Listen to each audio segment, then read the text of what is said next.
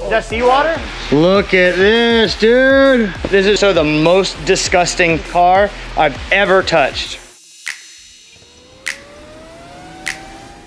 Okay, after much discussion, we finally figured out where we're gonna mount the oil cooler. It's tough because there's a lot of lines all in one place. Got your coolant lines, oil pump lines, all of that lives right up in there. But we have decided this PWR oil cooler will get mounted right here in this fashion, which makes plumbing very short. But then you gotta get it right, because that means all the lines are only there like this long. And I don't like having like less than 3 inches of line in between fittings. And some of them are like right at 3. So just gotta make sure that if you put it here, do they even make a fitting that'll line up to do it? Is there, like if you do a 45 and a 90, are they gonna line up? Because you can't do a 45 and a 72. Gotta make sure that they make a fitting to do it. But it's good. Gonna try to mount this flange. Just put some riv nuts right in this flange and see. Might not be the exact angle with the oil cooler. So I'm just gonna put one in and then see if we have to, we'll weld a bracket. But I think we might be able to get away with that for the top. The bottom, gonna have to weld a bracket though. Whoa, are you kidding me? What the hell? Dude, that was a one-handed amount of pressure. Oh, I think I know. It went and it hit whatever's inside of there and side loaded. No, I got the bit. Damn, these were the good ones too.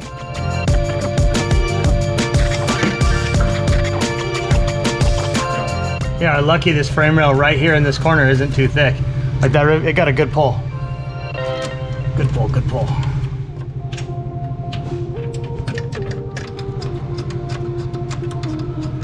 All right, let's see. No problem. So we were worried about this angle not matching this exactly, but yeah, not bad. Then we just got to figure a lower bracket right here, which will probably just be like a weld-on guy at the right angle for a couple, 2 riv nuts, and she's mounted. So easy to mount, and yet took an hour and a half to 2 hours of discussion. That's race cars.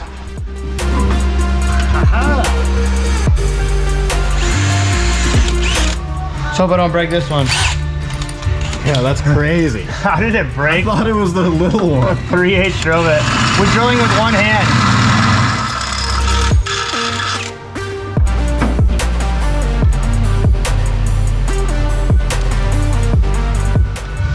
Boom.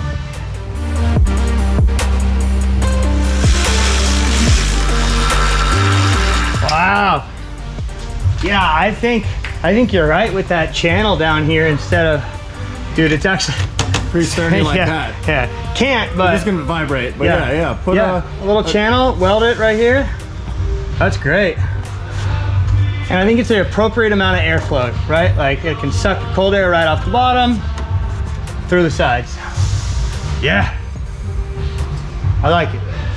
Okay, Alec made some roof tabs right here. Boom, boom, very nice. Similar looking template that we used over there for the coolant tank. Strange. It's the universal template. And there was some rear roof tabs as well. That's gonna go up in here and bolt to the roof. Keep it real simple. We were gonna do these little 90 guys that welded off the cage and were steel, but you know what? Anytime it's aluminum, it's way freaking cooler. So, but we need to weld these to the chassis. The other ones will just nut and bolt into like the trim area, underneath the trim area. So got the welder over here, got it all fired up, got it marked, it's welded in. You're gonna have to no gloves, you're gonna have to put your hand way out here.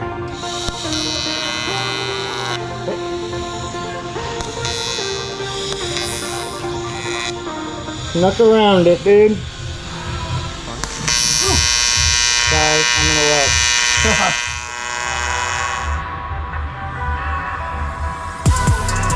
Oh, I think it's this corner. It needs to come this way. Yeah. Oh, there we go.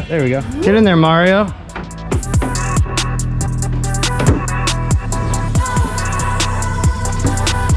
Just gotta bend her down a bit so it tugs that bitch down. Yeah, exactly. Yeah, get it in the right spot and it's good to go. Okay, I just made a lower oil cooler mount for this thing. Little piece, put a little brake in it. It'll go right up there, push it up there, and boom. It'll just hold the oil cooler from flopping. And the cool thing about it is you'll be able to set the oil cooler into the groove, flop it forward, and then get those top bolts. Because right now I'm like, it's hard to do by yourself holding the oil cooler up. So this little lower mount will hold it from moving around, eliminate the need for more hardware, and make it easier to install.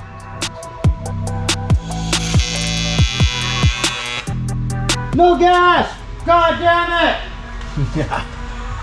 Whoops. Yellow.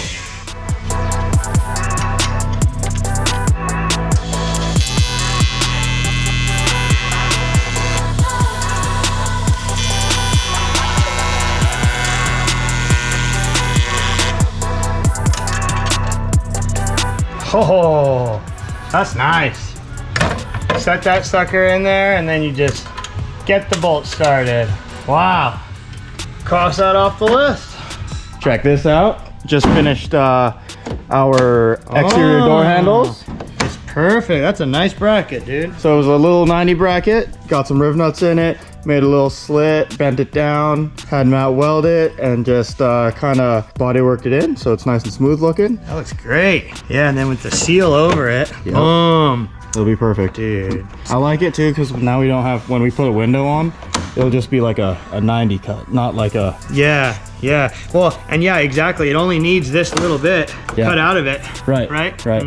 It might even just wind up being a slit, like a square or an oval slit in it where you put your finger because the for window up can... to here. Yeah, yeah, just like an oval slit. Put your finger in there, boom. Yeah, you're right. Oh, I like it.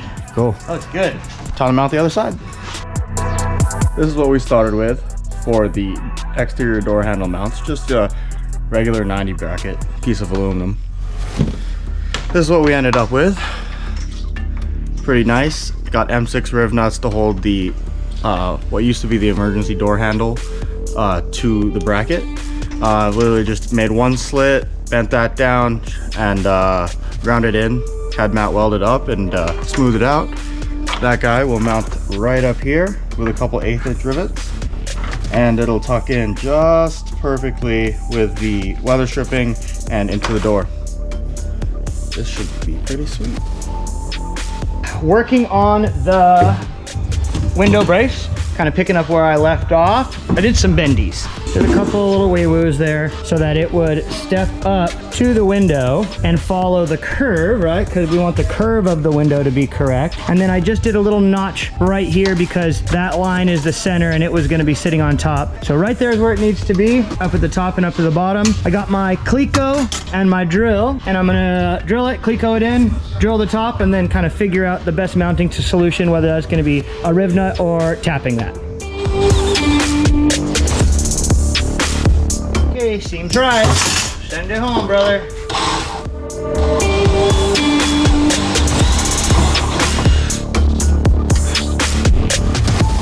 God, I freaking love Clecos. I got my holes drilled, got my riv nuts put in the window brace, and one riv nut put in here in the car. This is the hole right here that I drilled right in the center. And what I'm gonna do is countersink the top, and the riv nut and the window brace lives on the bottom. So here, I got a countersunk 5mm guy. I'm gonna countersink this, and I think it's just thick enough that the countersink will make sense so that this can be flush so the window doesn't even notice that this is in there. So got my countersink and I'm gonna get this drilled.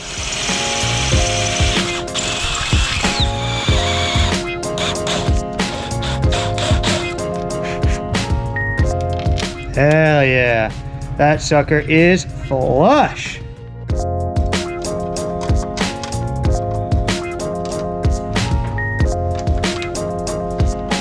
Damn.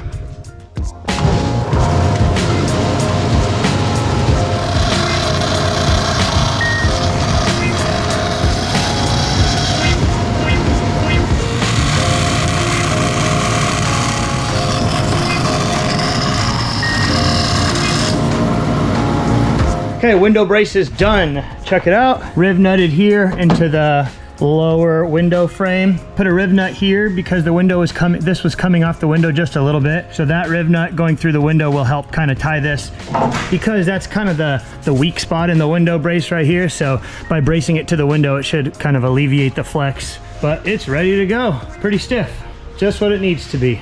That is what a lot of freaking hours looks like. So we've made tons of headway on the C8 as of recently. One thing we've been primarily focusing on is all the chassis preparations, interior stuff, welding, sealing up the chassis, things that need to happen before the car goes off to the body shop to get the chassis painted. So the next thing that I'm going to work on is the center console. So what I've done so far is put the shift cables back in through the chassis, and they're loosely installed into the shifter. Not all the way, but just enough so that I have an idea of where the center console is gonna lay. I cut this template out, so this is gonna lay up in here, like that. We have a nice flat sheet of carbon fiber that's gonna go there, so that's sort of what that will look like. And then Matt found this crazy piece of material. It's a 4x4 inch box tube of carbon fiber. This thing is insane. So we're gonna chop that thing up and essentially lay over the cables here. Carbon fiber box to cover the cables up, carbon fiber sheet to cover up that part of the tunnel. We'll probably think about mounting the buttons and everything for controls for the cockpit on top of this. Let's see. I gotta do a little bit of fitment work on my template there to make sure that that works, and then start thinking about notching the box tube in. Let's go. I finished cutting out the flat panel, which slides back in here. It's gonna cover up this section real nicely. So if you remember, the shift cables go from up here and through the firewall to the back. Because the shifter's offset, that's why the arch here is offset. So what I'm gonna start working on next is to get this guy, the box tube, cut out. It's super duper long, so I'm gonna go ahead and get the angle matched and then cut it to length to fit between the shifter and this backing plate. So that should be fun to do. We'll see how how easy that is. But anyways, the first part, which was kind of difficult, is complete. I'm thinking maybe I'll tap the chassis behind here or do riv nuts depending on how thick it is. Definitely use some M5 hardware. So the next step is gonna be to cut out this big old box tube here.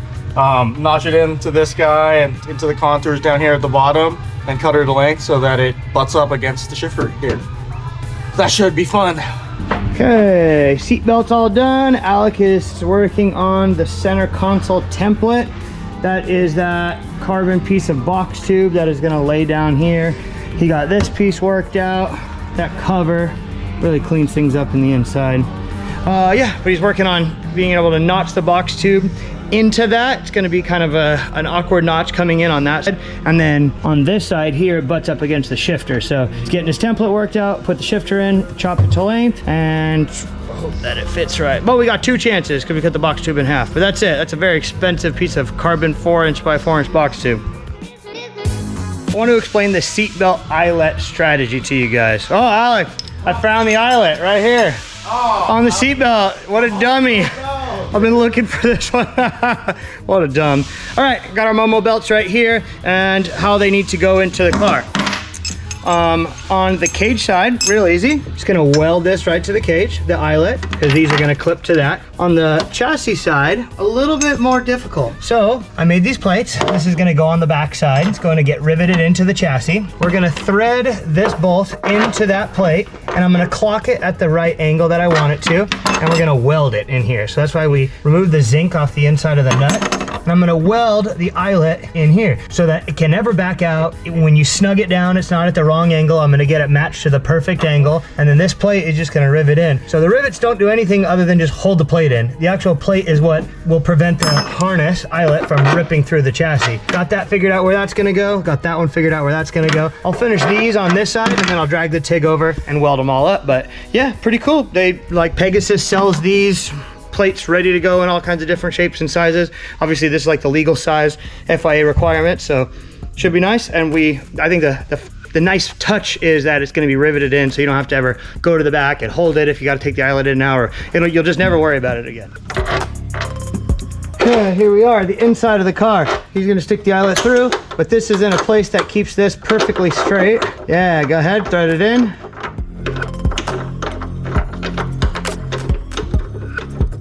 Yeah, nice. And that's nice and snug too. Got me 90-degree drill again. Okay, I'm drilling through, so watch your fingers. Yep.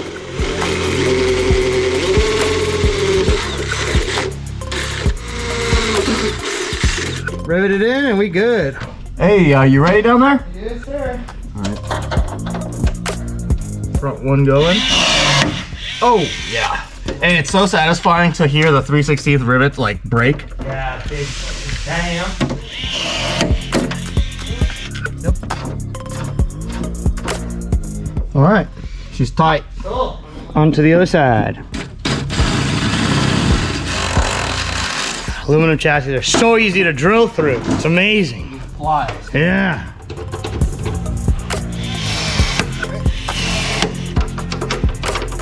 Nice. Yep. Okay, under the car, have both the plates in place. I'm gonna just go ahead and fuse that together and then it'll be a permanent part of the car. Then we'll move on to the ones that'll be welded to the door bars.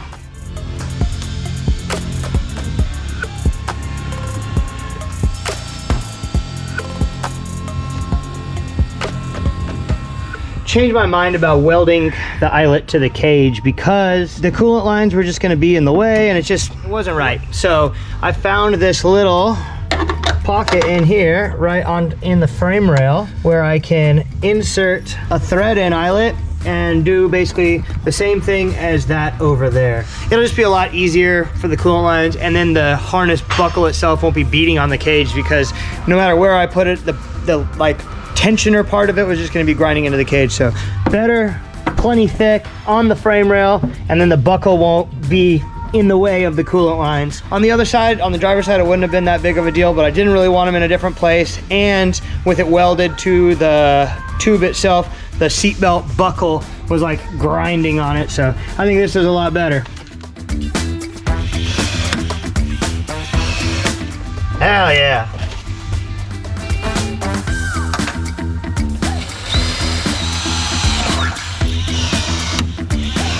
So one cool thing about the rear firewall or rear window in the C8 is that it is perfectly flat. They made it really easy. So essentially just lay the glass on the plexiglass, trace it out, and easy as that. Look, it's already cut out. Boom, just like that. Take this thing off. Oh, you know what's crazy is that this original acoustic glass is like oven door glass. It's like, I don't know, 25 pounds, Matt? You think 25 pounds? So thick. Because also the firewall. Yeah, look at that. It's like, I don't know, 1/4 inch thick. It's insane. So because that is so easy, I went ahead and made these little templates because it's kind of a pain in the butt to cut the notch for the cage, but because it's such a flat piece, it was real easy. Boom, check that out. That's one side and the other side. So yeah, literally I will lay that on the plexiglass, cut the notches out, and I mean, it should just lay right into the chassis. Simple as that. All right, so this mark and this mark over here are for the notch. We got this handy dandy tool to make sure that my hole saw is center so that when I cut the notch, it is precisely where we want it to be. Go like that, mark it, boom. So first the pilot hole. Run this guy backwards.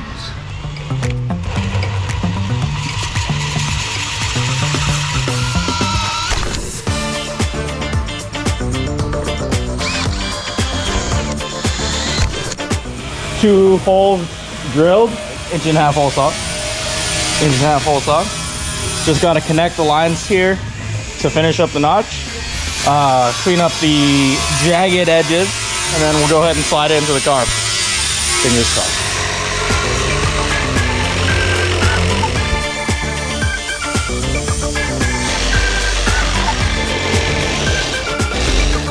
This is the first test fit. It's a little bit tight, which is a good thing. That way I can just kind of trim it in and make sure that that's perfect. But I think that the driver's side's pretty much there, because that'll have enough space to rise up into the top here because the window is not supposed to sit against the bottom. It's actually front towards the top, and we'll probably end up gluing it in. Well, maybe we'll rim that in. I'm not sure yet, but this side looks perfect. Just got to do a little bit of massaging on this side. Probably take a little bit off the sides there just so it slides in easier. But yeah, thing fits damn good. Yeah.